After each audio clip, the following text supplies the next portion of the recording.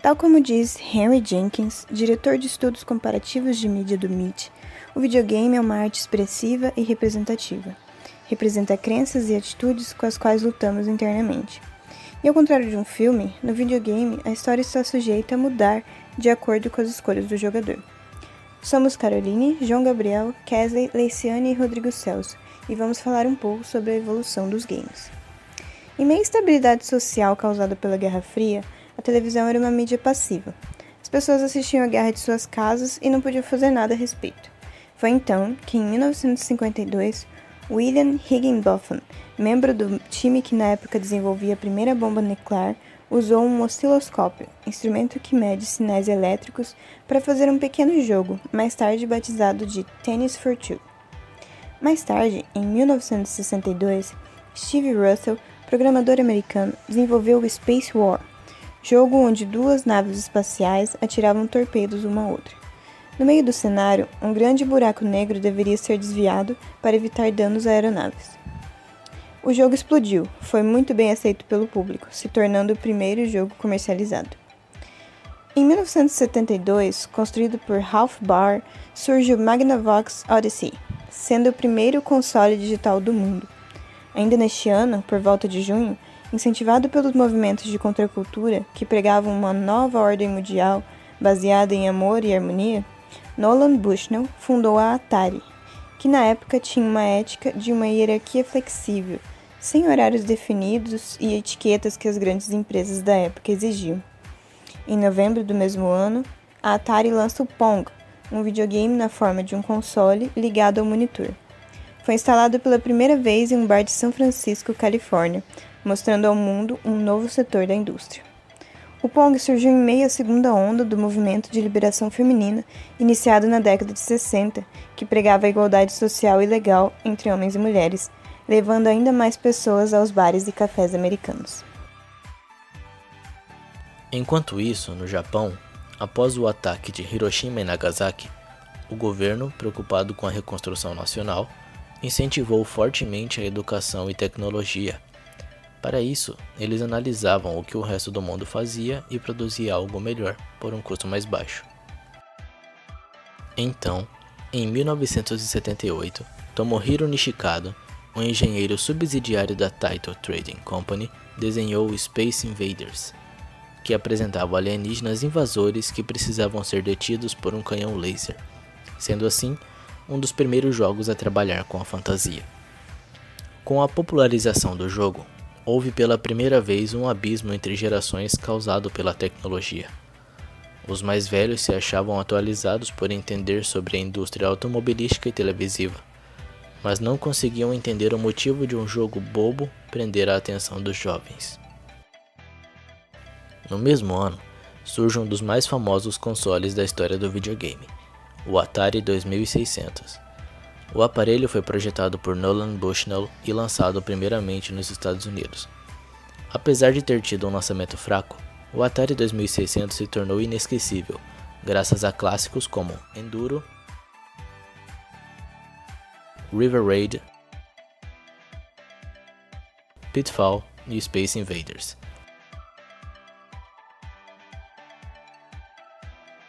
Em 1980, Toru Iwatani, designer da Namco, explora ainda mais na fantasia e variedade de cores dos personagens e desenvolve o Pac-Man. O jogo, que contava com personagens coloridos e carismáticos, foi o primeiro a inserir um protagonista e personagens com os quais o jogador poderia se identificar. A partir daí, o mundo dos consoles se tornou uma anarquia. Motivados pelo sucesso da Atari 2600, várias empresas resolveram criar seus próprios consoles. Haviam muitos modelos de clones piratas disponíveis nas lojas. Além disso, havia muita pouca qualidade nos games produzidos.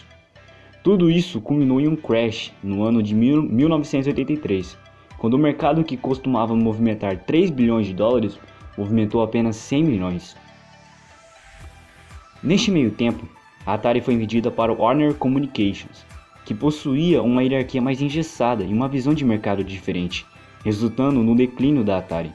Em 1983, em meio a essa saturação do mercado, a Atari lançou o ET.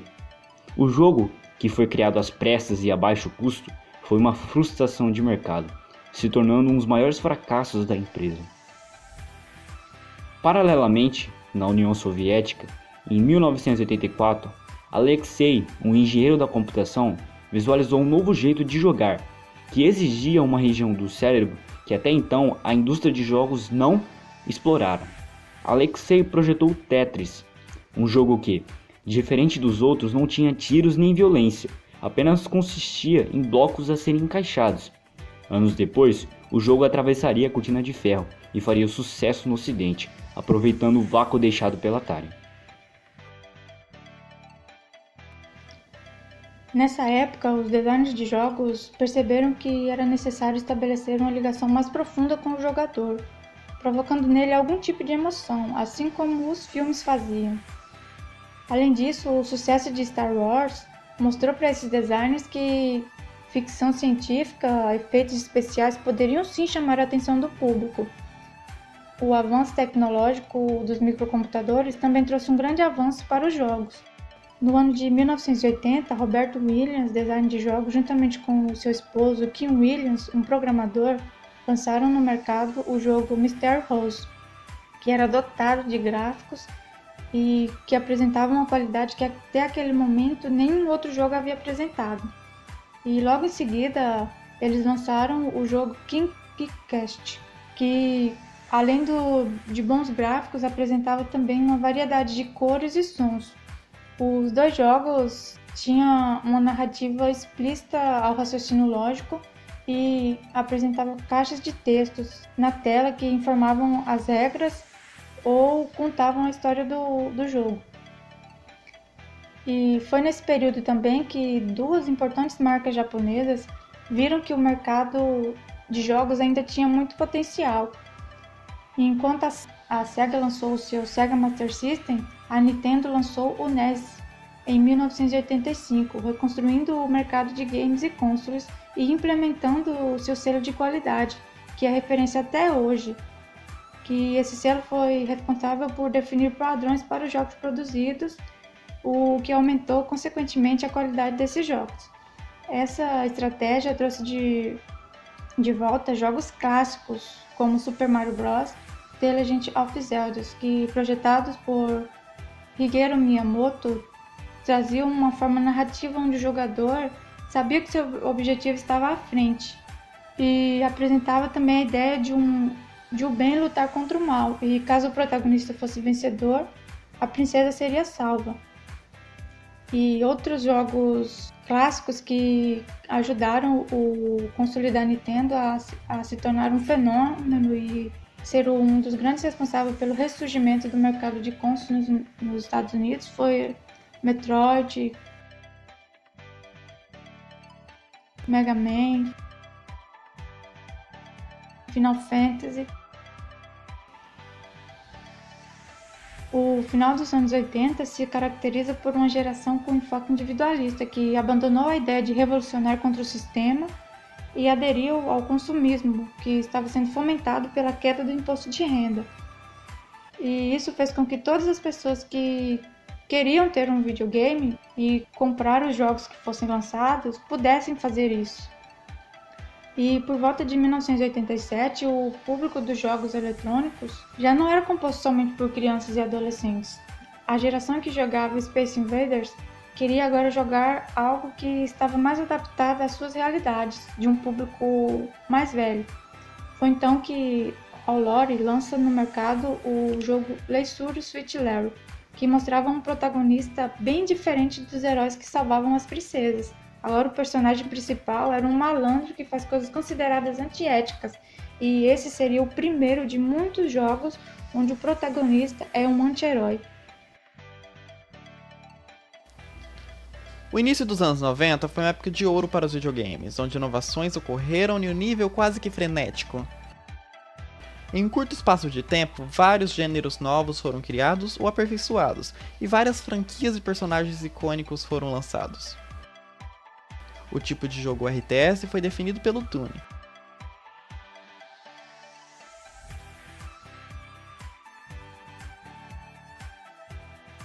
Enquanto Wolfenstein, Doom definiram o gênero FPS.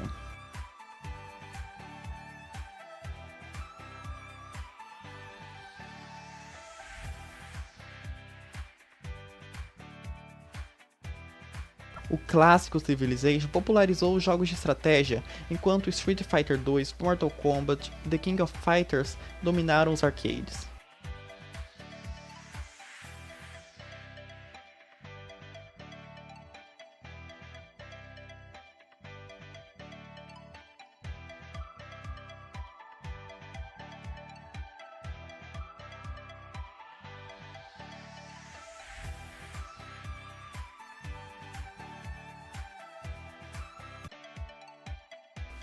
Alone in the Dark, por sua vez, criou o survival horror.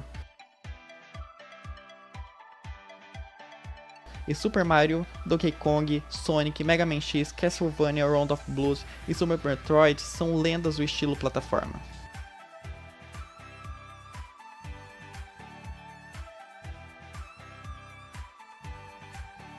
De JRPGs, tivemos Earthbound, Final Fantasy VI,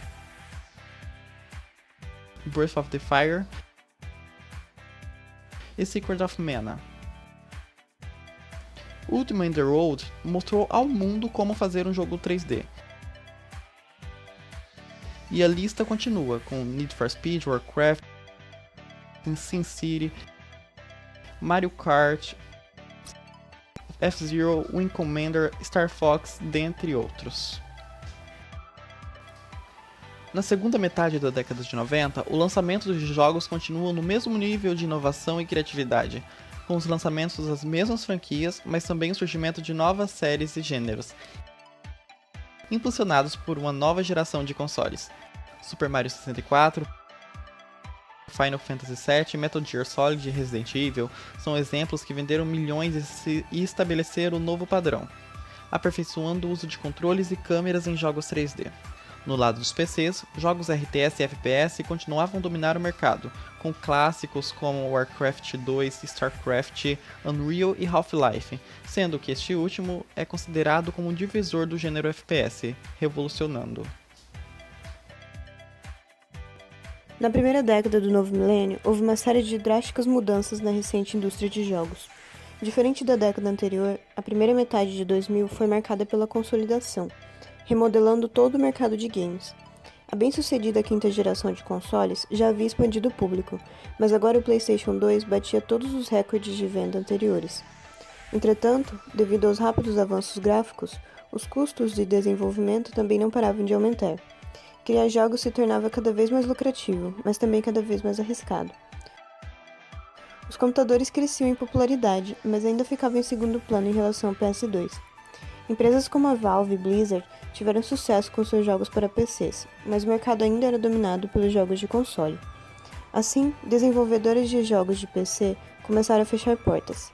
Antigos gigantes como a Sierra, Brotherbond e Origin já tinham sido vendidos no final dos anos 90, e as dificuldades econômicas dos anos 2000 levaram ao fim da Interplay, SSI, Hasbro Interactive, Dreamforge, Infogrames, Microprose, Acclaim e 3DO Company, entre muitas outras. Muitas dessas empresas foram adquiridas pela EA e Activision, que se consolidaram como as maiores empresas do ramo, dominando todo o mercado norte-americano. Foi também nessa época que a Sega abandonou o mercado de console e a Microsoft entrou no seu lugar com o famoso Xbox, trazendo um diferencial. Graças à sua arquitetura muito próxima dos PCs, facilitou-se a transição de jogos entre as duas plataformas, além de oferecer kits de desenvolvimento e contratos de exclusividade. O final da década foi marcada por uma indústria totalmente controlada pelas gigantescas EA, Activision e Ubisoft, além das três fabricantes de console, Nintendo, Sony e Microsoft. Para maximizar o lucro, os jogos deviam ser multiplataforma e evitar quaisquer riscos. Assim, jogos de sucesso imediatamente viraram franquias, que passavam a ter lançamentos anuais. Assassin's Creed e Call of Duty são sempre lembrados nesse contexto, mas séries como Guitar Hero, Rock Band, Tony Hawk, Mortal Kombat, Tomb Raider e Need for Speed foram todas vítimas de lançamentos consecutivos, que acabaram por cansar o público, levando a uma pausa, e um reboot anos depois. No entanto, as pessoas não queriam apenas jogos épicos que custavam milhões para desenvolver. A Steam passou a vender vários jogos online, serviços como GOG, Direct to Drive e Green Man Games surgiram, e a Microsoft criou o Live Arcade Market, possibilitando que jogos indie e de pequenos estúdios chegassem ao grande público no final da década. Foi uma época dominada pelo mainstream, jogos AAA, ou seja, jogos de grande orçamento, e hits como Angry Birds e Farmville que atingiam milhões de pessoas. No entanto, quem se interessava por gêneros e estilos menos populares não tinha escolha a não ser procurar jogos dos poucos estúdios médios sobreviventes. Em 97, quando a Nokia colocou o jogo da cobrinha em seu Nokia 6110, já se viu o potencial de jogos mobile. Com a popularização dos smartphones, logo veio a explosão dos jogos mobile, liderados pelo icônico Angry Birds, de 2009. Em 2005 e 2006, foram lançados os dois consoles que definem o padrão de qualidade que os jogos têm hoje, Xbox 360 e PlayStation 3, respectivamente. Com gráficos de alta definição, discos rígidos de armazenamento e suporte integrado à rede, os dois representaram sistemas incríveis que oferecem experiências surreais de jogo, enfrentando de frente o poder dos computadores com preço mais em conta. A Nintendo, por sua vez, apostou no Wii, sendo sucesso de vendas. Após anos sob o controle de poucas publishers, a nova década trouxe uma redemocratização da indústria de jogos. A distribuição digital cresceu rapidamente, com a Steam dominando o mercado. O Greenlight, introduzido em 2012, fez com que qualquer desenvolvedor pudesse vender seus jogos. E o Early Access, introduzido em 2013, permitiu que vendessem jogos mesmo incompletos, usando o dinheiro para terminar o desenvolvimento. Outro fator importante foi a popularização de jogos indie e mobile, que mudaram a percepção do público. Jogos AAA a $60 ainda são comuns, mas hoje é normal comprar jogos indie por 5, 10 dólares, ou de estúdios médios por 20, 30 dólares. O resultado é que hoje um belo jogo indie 2D pode ser tão valorizado e lucrativo quanto uma mega produção caríssima. A enorme barreira de entrada que outrora cercava a indústria finalmente caiu por terra. Jogos hoje podem vir de um único desenvolvedor indie, de um estúdio médio ou de grandes equipes AAA. Podem vir dos Estados Unidos ou da Europa, mas também do Japão, China, África e América do Sul. Podem ser feitos por programadores experientes ou por iniciantes com acesso a poderosas engines gratuitas. Podem ser projetos nostálgicos tentando recriar jogos antigos ou ideias inovadoras nunca antes vistas. O YouTube foi fundado em 2005, mas foi em 2010 que os canais de games explodiram. Personalidades como PewDiePie, Markiplier e Total Biscuit ultrapassaram sites de jogos tradicionais e as pessoas passaram a assistir aos YouTubers em busca de informação. Fazer streaming se tornou um hobby popular, levando ao surgimento de serviços dedicados como Twitch, consoles com recursos nativos de streaming e eventos de esportes alcançando milhões de espectadores. O gênero FPS por si só tem muita história para contar. Tudo começou em 1989, quando um cara chamado John Carmack desenvolveu pela Soft Disk um jogo chamado Catacombs 3D, que veio a se tornar o primeiro FPS como conhecemos. Para a época, o jogo demonstrou técnicas inovadoras e a criação de novas tecnologias como Raycasting. Somente quando ele desenvolveu o famoso Wolfenstein 3D que as coisas realmente decolaram. O jogo foi revolucionário para a época, muito por ter criado um gênero que nunca havia sido explorado antes, a visão de primeira pessoa, o FPS. Wolfenstein foi um grande sucesso, então John decidiu tomar seu passo mais arriscado, lançar um jogo e publicá-lo de maneira própria. Surgiu então Doom. Doom era visceral, possuía uma atmosfera sombria e macabra. Os gráficos e a fluidez de seus movimentos e da sua jogabilidade eram novidades eletrizantes para o ano de 1991. Era a ascensão dos jogos de PC e do FPS enquanto um gênero sacramentado por Doom, o jogo que marcou uma era.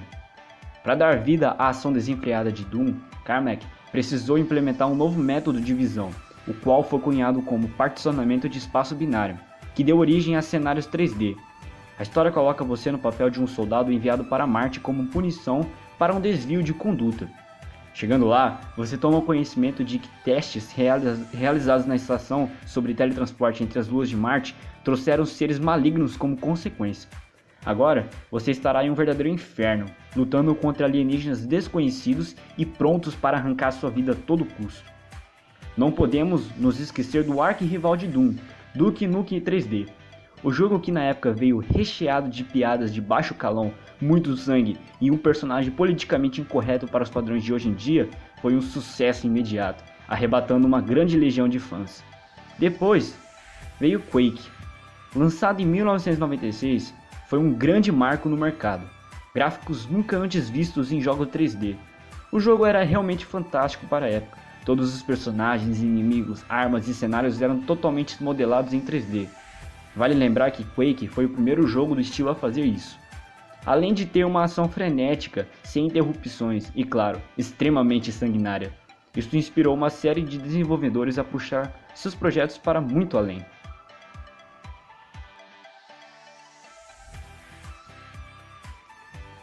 Essa evolução veio de um desenvolvedor ainda desconhecida pelo público, mas que futuramente se tornou uma referência para os gamers, a Valve Software, com o jogo Half-Life, lançado 2 anos depois de Quake. Não só os gráficos eram lindos para a época, mas o jogo contava com uma história completamente envolvente e que gerou vários mods, como são chamadas as modificações do código-fonte dos jogos. E em 98, Half-Life ganhou nada mais nada menos que 51 prêmios de melhor jogo do ano, emplacando seu nome na história do FPS e servindo de modelo para os jogos até os dias de hoje.